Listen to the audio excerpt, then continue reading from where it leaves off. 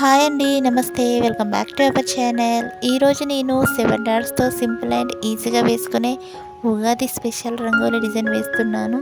నేను వేసే ఇలాంటి ముగ్గులు మీకు నచ్చినట్లయితే లైక్ చేయండి, షేర్ చేయండి. మీలో ఎవరైనా ఫస్ట్ టైం నా వీడియో చూస్తున్నట్లయితే సబ్స్క్రైబ్ చేసుకోండి ఫ్రెండ్స్.